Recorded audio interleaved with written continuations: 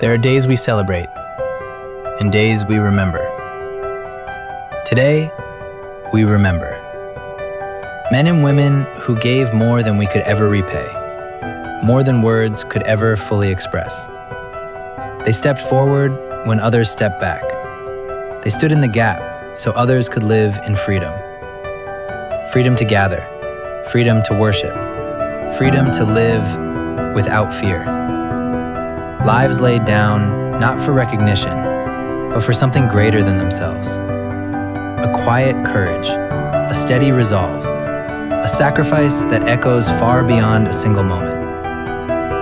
So today, we pause, we remember, we honor. Not just with words, but with lives that carry forward the freedom they fought to protect.